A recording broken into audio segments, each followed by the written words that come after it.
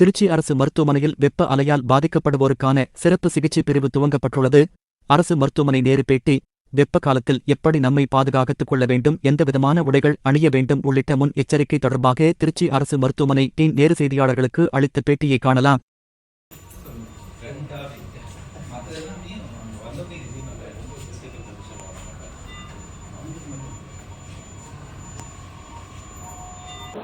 இந்த கோடைக்கால வெப்பத்தினால் ஏற்படக்கூடிய வெப்ப அலைகளின் தாக்கத்திலிருந்து எப்படி நாம் பாதுகாத்து கொள்ள வேண்டும் என்பதனை மையக்கருத்தாக கொண்டு இந்த பேட்டியை அளிக்க விரும்புகின்றேன்.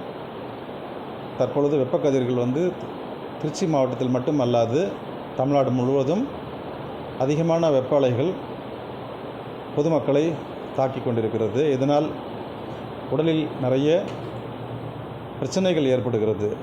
வியர்வை அதிகமாக வெளியேறுவதால் உடலில் அசதி, மயக்கம், தலை சுற்றல், வாந்தி இது போன்ற பிரச்சனைகள் உள்ளது. இதை தாண்டி தொடர்ந்து வெயிலில் சுற்றி கொண்டிருப்பவர்களுக்கு மயக்கம் ஏற்பட்டு கீழே விழுந்து விடுகின்றார்கள். சில பேருக்கு நிறைய நோய் தாக்கம் அதிகமாக இருக்கும், இருதய பாதிப்பு போன்ற விஷயங்கள் வருகிறது. ஏற்கனவே இரத்த கொதிப்பு, சர்க்கரை நோய் உள்ளவர்கள், வயதானவர்கள், பெண்கள், கர்ப்பிணி பெண்கள், முக்கியமாக குழந்தைகள் இவர்களெல்லாம் பாதிப்புக்கு உள்ளாகிறார்கள். தொழிலாளர்கள் பகலில் இந்த வெயில் காலத்தை ஒட்டி செய்யக்கூடிய வேலைகள், கொத்தனார்கள், சித்தால் போன்ற வேலை செய்பவர்கள் மிகவும் பாதிக்கப்படுகின்றார்கள். இவர்கள் எப்படி தங்களை பாதுகாத்து கொள்ள வேண்டும் என்றால், தலையில் துணி கட்டிக்கொள்ள வேண்டும், அல்லது தொப்பி அணிந்து கொள்ளலாம், உடலில் பருத்தி ஆடைகள் அணிந்து கொள்ளலாம். வெள்ளை துணிகளை அணிந்து கொண்டால் மிகவும் நல்லது. கருப்பு துணிகளானது, கருப்பு நிறமான வண்ணமானது வெப்ப அலைகளை, சூரிய வெளிச்சத்தை ஈர்த்து கொள்ளக்கூடிய சக்தி உள்ளதால் நம் உடலில் அதிகமான வெப்பம் உண்டாகும்.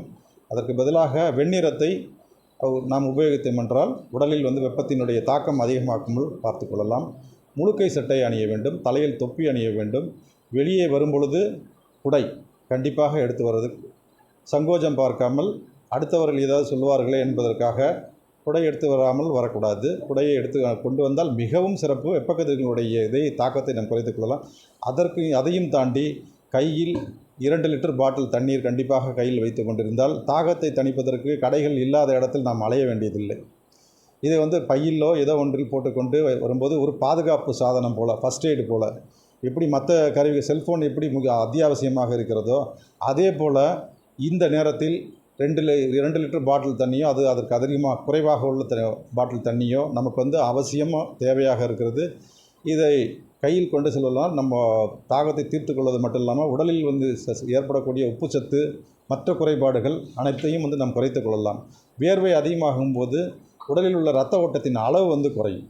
இந்த 5 லிட்டர் ரத்தம் சுற்றி கொண்டிருக்கிறதால் வியர்வை வழியாக இரத்தத்தினுடைய அளவு சுற்றி சுழன்று கொண்டிருக்கிற இரத்தத்தின் அளவு குறைகிறதுனால மயக்கங்கள் ஏற்படும்.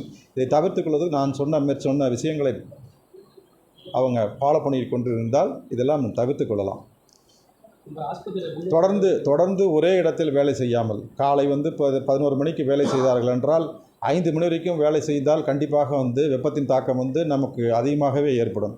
அதற்கு பதிலாக 1 மணி நேரமோ 2 மணி நேரமோ வேலை செய்து நிழலில் சிறிது நேரம் ஓய்வெடுத்துவிட்டு திரும்பி வேலையை செய்தார்கள் என்றால் அந்த வெப்பத்தின் தாக்கம் இதிலிருந்து நாம் கண்டிப்பாக நம்மளை பாதுகாத்துக் கொள்ளலாம். முன்னெச்சரிக்கை நடவடிக்கையாக நம்முடைய மருத்துவமனையில் 12 படுக்கைகள் உள்ள பிரிவு ஏற்படுத்தப்பட்டிருக்கிறது. 4 படுக்கைகள் பெரியவர்களுக்கும், 4 படுக்கைகள் குழந்தைகளுக்கும், 4 படுக்கைகள் கர்ப்பிணி தாய்மார்களுக்கும் ஏற்படுத்தப்பட்டிருக்கிறது.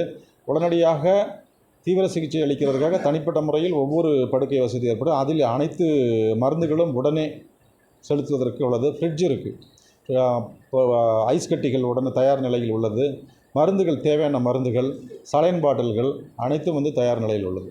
இந்த குளிர்ச்சி, இந்த வெப்ப கட்டுப்படுத்துக்காக குளிர்ச்சி சாப்பிட்றாங்க, ஜூஸ் இதெல்லாம் அதை அவசியம். நன்னாரி சர்பத்து, இயற்கையான பானங்கள் எதாவது இருக்கோ, நீர்மோர், தண்ணீர், நன்னாரி சர்பத், இவைகள்லாம் எந்த பானங்கள் உடனே கிடைக்கிறதோ, கையில் எது கிடைக்கிறதோ அதை நம்ம குடிக்கலாம்.